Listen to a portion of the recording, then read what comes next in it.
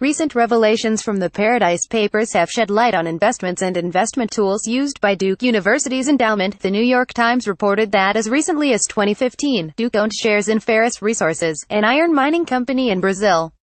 The report indicated that investment funds connected to Duke held more than 2 million shares in the company. At a meeting of the Advisory Committee on Investment Responsibility Tuesday evening, its chair, Lawrence Baxter, William B. McGuire Professor of the Practice of Law, said that Duke has owned an extremely small stake in Ferrous Resources since 2007 and has been declining since.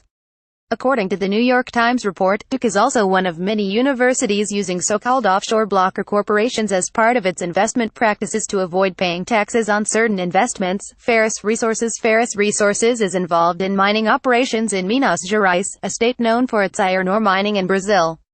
In 2010, the company announced plans to create an iron slurry pipeline in the region, but there was considerable pushback against the project, leading to its discontinuation. According to the New York Times, a 2010 environmental study found that more than 100,000 people could be affected by dust, soil degradation and poor water quality as a result of the pipeline. Paul Baker, professor of Earth and Ocean Sciences, said that the mining industry in Minas Gerais has been controversial. He cited the 2015 spill of 50 million tons of mud and mining waste after a dam owned by Vale saw burst. Baker said Vale has yet to take responsibility for their actions.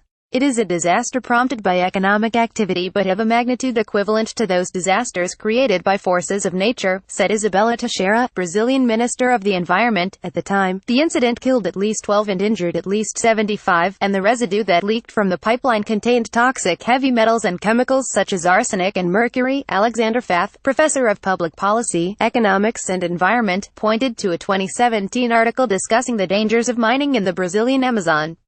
The piece found that mining had increased forest loss up to 70 kilometers outside of the mining area.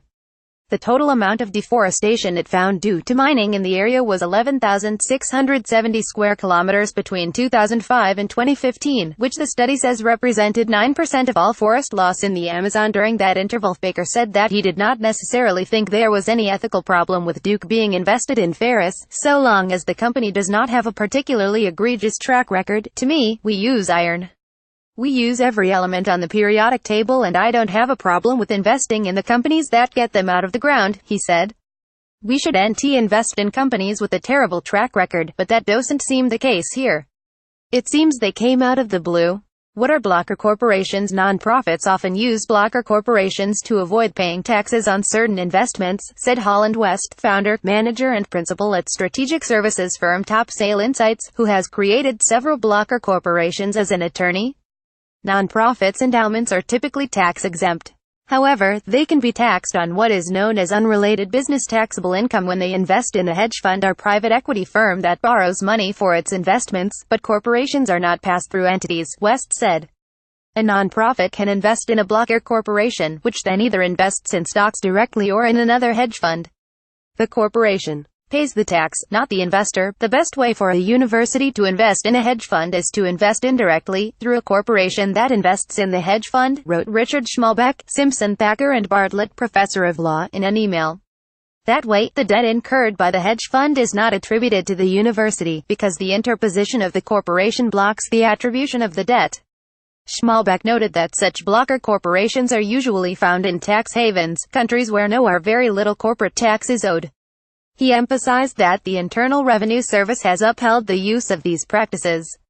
According to the New York Times report, a Duke fund, the Gothic Corporation, uses a blocker corporation to invest in a Cayman Islands private equity fund called Genstar Capital Partners VHV. The Gothic Corporation is a wholly owned subsidiary of the Duke management company DUMEC. The report did not say who created the blocker corporation, but West explained that blocker corporations are often created by financial managers, and then that universities or nonprofits can invest in those corporations. Neil Triplett, president of DUMEC, declined to comment, although several people at the ASER Forum expressed concern that this practice is unethical. West said it flows naturally from the goal of a university or nonprofit endowment. It makes sense for entities that are normally tax-exempt to attempt to preserve that status when making different investments, he said. One of their fiduciary duties should be to minimize the tax on an otherwise non-taxable entity, because the more money you pay on tax, the less money goes to the university, or financial aid, or to whatever it may be, he said. That is the purpose of the blocker corporation.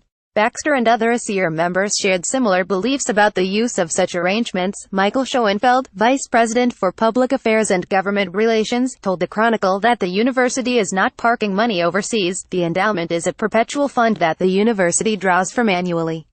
Each year the university spends 5.5% of a 3-year rolling average of the endowment, he said. West also said it made sense for these blocker corporations to be overseas, because the high tax rate in the United States would ultimately mean the blocker can return less money to the nonprofit.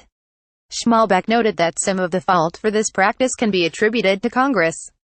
He wrote that in 1969, Congress precluded charitable organizations from using borrowed money in their investments, which prevents them from investing in hedge funds and the like.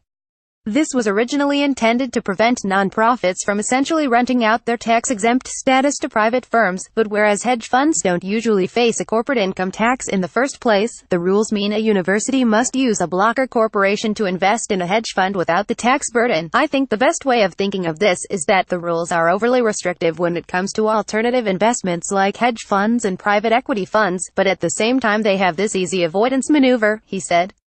Is ASER enough? On Tuesday, members of the Duke community attended a meeting to express their concerns about how Duke uses blocker corporations and about its investment in Ferrous Resources. ASER was formed in 2004 by the Board of Trustees to provide feedback from the university about DUMSC's investments and to make recommendations for when Duke should take a stand on a particular investment issue.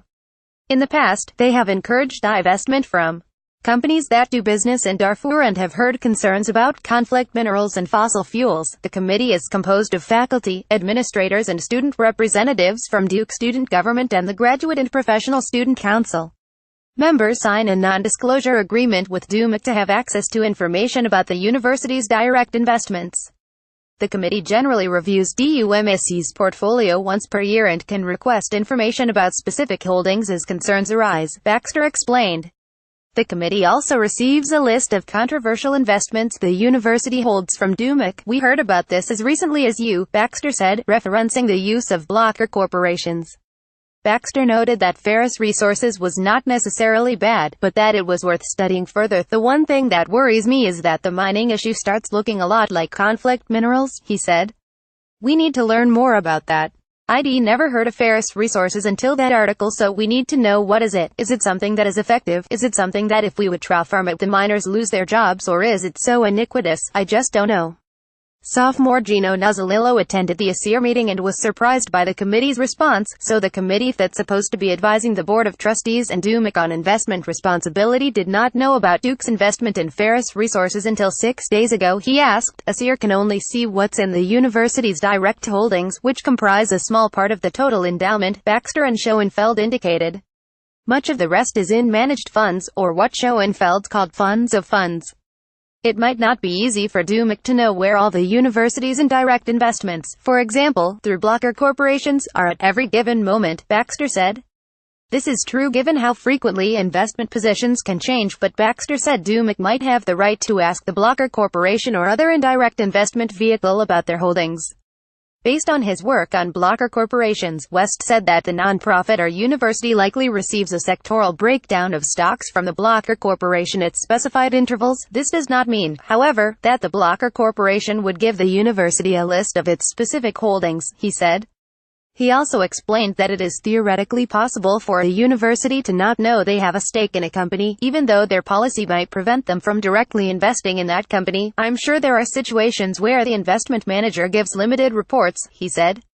I've never seen anyone say we will not give any information.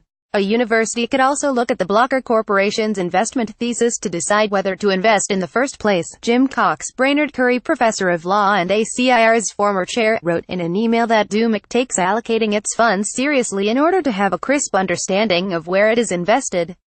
Using a Southern expression, DUMC is not in the business of buying a pig in a poke, Cox wrote. Some in attendance expressed concerns about the meeting's publicity.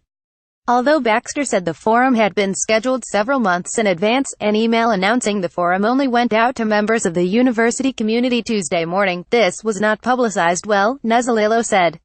It was not publicized well to students, and I would venture to guess that folks before that email Tuesday morning had no idea the meeting was happening, let alone what this committee was. Tracy Puffy, Vice President and Chief Information Officer for The Office of Information Technology and an ASER member noted it was the second most people she had seen at such a forum. One attendee was concerned that Duke's socially responsible investment guidelines had not been updated since 2004 and were rather vague. Baxter said he would welcome having that conversation. Persistently through the meeting, it became clear that members of ASER did not have all the answers to questions posed by the audience. Audience members were curious to know by what ASER's next steps regarding studying Ferrous Resources would be. Baxter wrote in an email to the Chronicle that he was planning a public forum in the spring so Duke can explain how it makes its investment decisions.